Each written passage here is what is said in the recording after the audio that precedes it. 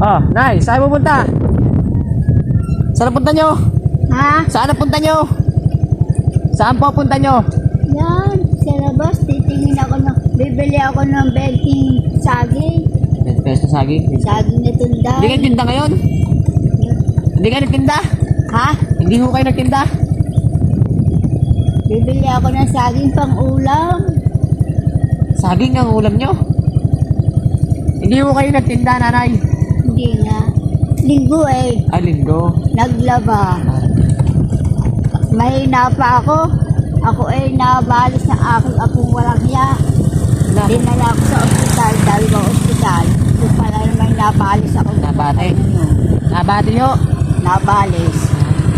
Ay, di ako. Bibili kayo ulam. Antayin nyo na lang ako dyan. Ako na lang bibili ng ulam nyo. Ha? Antayin nyo na lang po ako dyan. Ako na bibili ng ulam nyo. Bago sabi ng kwan eh, sabi ng apo ko, abe, ay, ang pera nyo naman ikay 1,000. Anong 1,000? Ang kwenta ko kako doon sa Wilkin eh, 2,500. Ay, panina, mamiso. Maniniwala ka ba na 1,000 lang yun? Ang ginawa, binili pala ng gatas ng anak. Eh, yan, antayin nyo ako doon sa upuan. Ibibili ko kayo ng ulam. Saging, Hindi na.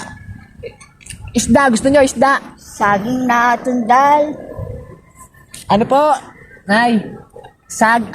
Isda po. Gusto nyo isda? Bibili ko kayo. Ano? Sa upuan. Sige. Antayin nyo ako doon ha. Sige. Pakaltek. Sige po. Antayin nyo na kami dyan, Nay. Bibili na kami saging. Isda pala.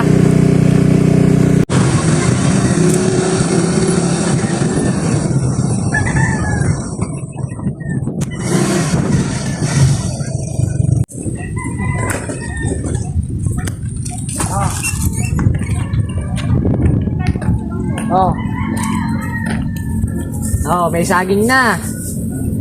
Saan na ba yung saging? Wala na. May ulam pa, Ay, ikaw.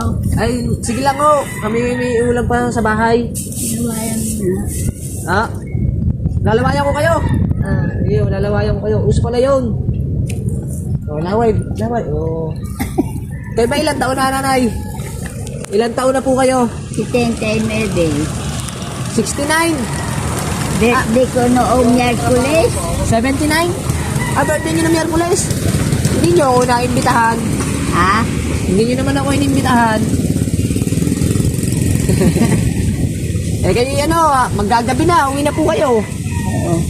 Aantayin ko aking anak. Ayan video.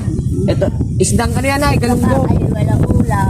Ay, hindi okay lang. Marami pang doon. Marami pang ulam sa bahay. Wag na kayo lalabas na Maraming sasakyan sa labas. Aantayin ko ang anak ko dito. Sige. Dito na kami, nanay. Bye-bye. Bye-bye ka na kay Lola. Bye-bye. Ayan guys, babalikan pala natin si nanay. Mamimili tayo ng mga grocery. Grocery naman ibibigay natin. Yun lang po. Salamat.